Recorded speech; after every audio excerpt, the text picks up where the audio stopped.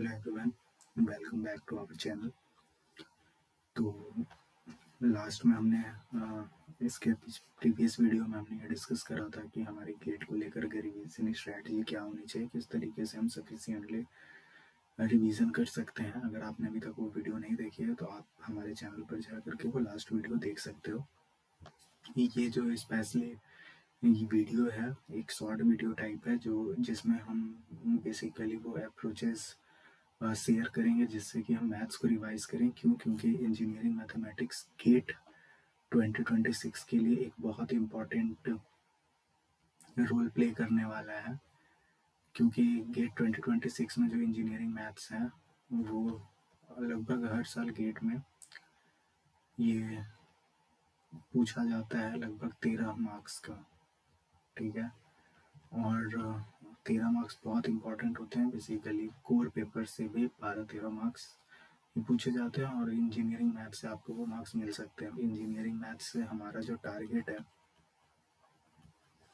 वो हमारा टारगेट है एटलीस्ट 8 मार्क्स हम प्रिपेयर करके जाएं कि 8 मार्क्स का क्वेश्चन हम वेल बना सकें। 8 मार्क्स में से ना सही तो अगर हम 5 मार्क्स भी ले लाते हैं तो फिर बहुत बढ़िया है, क्योंकि इतने मार्क्स यहाँ से आसानी से लाए जा सकते हैं। ठीक है, बेसिकली जो इंजीनियरिंग मैथमेटिक्स में इलेक्ट्रिकल में जो सवाल बनते हैं वो एक तो linear algebra,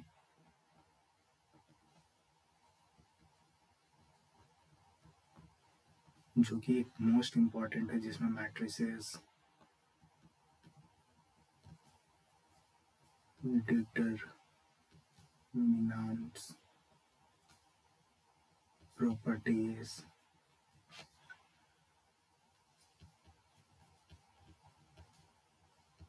solution of equation, तो ये सब सारे टॉपिक लीनियर अलजेब्रा से पूछे जाते हैं।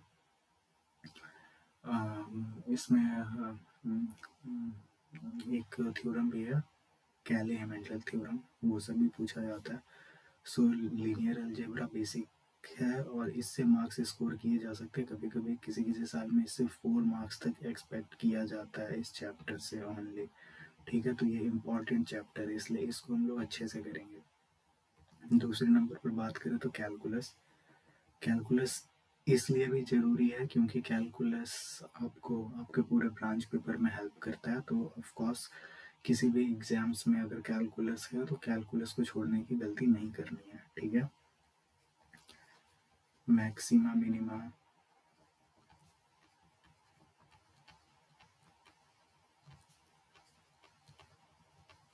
लिमिट्स एंड डेरिवेटिव्स, ये इंटीग्रेशन,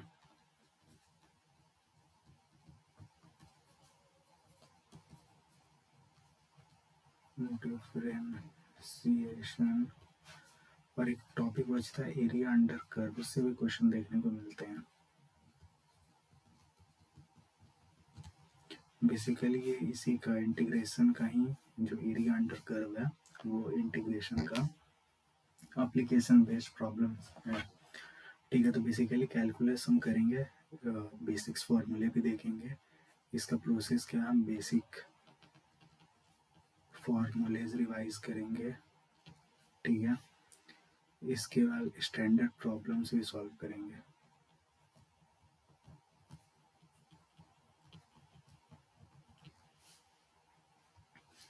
कैलकुलस के बाद अगर हम बात करें तो कैलकुलस के बाद जो अगला चीज़ जो हमें है वो differential equation, differential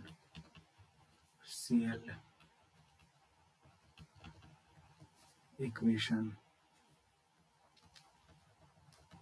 solution of differential equation, partial differential equation, ये सारे टॉपिक्स है इसमें देखेंगे। ये हमारी उतनी प्रायोरिटी नहीं रहेगी, लेकिन हाँ सॉल्यूशन ऑफ डिफरेंशियल इक्वेशंस के क्वेश्चन आते हैं तो ये करेंगे हम। ठीक है, इसके बाद डिफरेंशियल इक्वेशन के बाद कॉम्प्लेक्स वेरिएबल,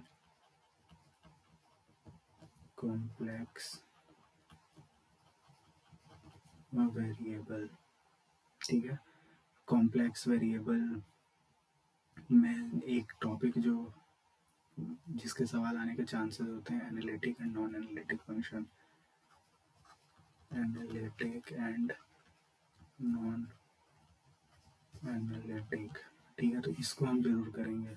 ठीक है, मतलब कॉम्प्लेक्स वेरिएबल में बाकी सारे टॉपिक छोड़ दे तो छोड़ दे, लेकिन एनालिटिक एंड नॉन एनालिटिक वाला जो डिसाइड करने वाला फैक्ट, किस बेसिस पर हम डिसाइड करते हैं कि कोई भी एनालिटिक है या नहीं है, फिर उसके बाद उसका क्लोज इंटीग्रल करते हैं, कॉन्टूर हम डिफाइन करते हैं, ये सब कॉम्प्लेक्स वेरिएबल का पार्ट है। आपने अगर थोड़ा बहुत भी पढ़ा होगा तो आपको आइडिया होगा कि कॉन्टूर क्या है, inside the contour, outside the contour, कब कहाँ वैल्यू जीरो हो जाती है इंटीग्रेशन की, तो ये सब सारी चीज़ें कॉम्प्लेक्स वेरिएबल का पार्ट है।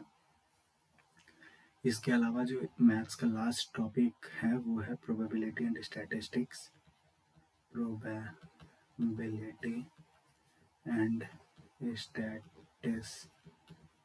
स्टैटिस्टिक्स तो अगर हम 1 मिनट के लिए छोड़ भी दें क्योंकि हमारे पास टाइम कंस्ट्रेंट्स भी हैं, तो बेसिकली प्रोबेबिलिटीज़ में बेस थ्योरम से बहुत सवाल बनते हैं। ठीक है, तो बेस थ्योरम बहुत अच्छे से करना है। तो ये है हमारा road map.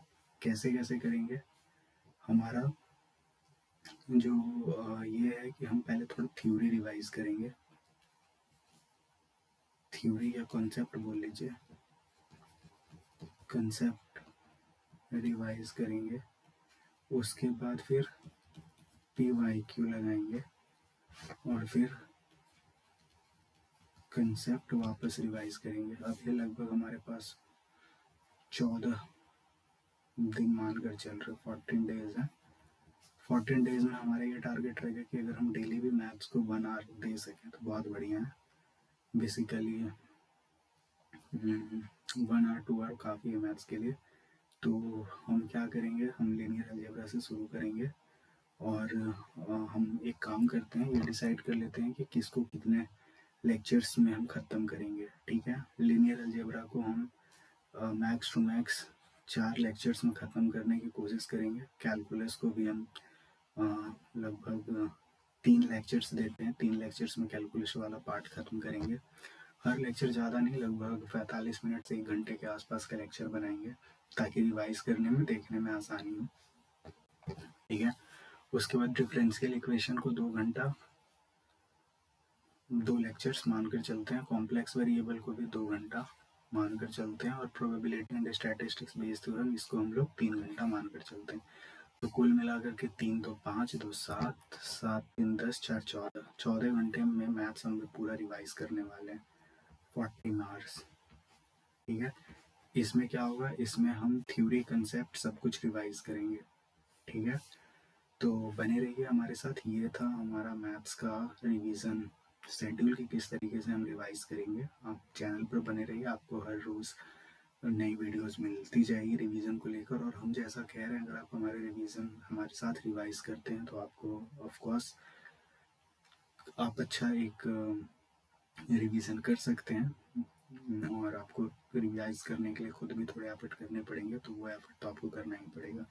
Basically at least maths अगर आप रोज़ करते हो तो आप 15 + 13, यहाँ वाला जो हमारा टारगेट है कि 28 में से हमें 25 तो एनी हाउ लेकर आना है, तो ये हम यहाँ पर अचीव कर सकते हैं मैथ्स की बदौलत। सो मिलते हैं नेक्स्ट वीडियो में। नेक्स्ट वीडियो में हम किसी और सब्जेक्ट के बारे में बात करेंगे कि उसको लेकर के हमारी प्लानिंग क्या है। Thank you. चैनल को सब्सक्राइब जरूर कर लीजिए भैया।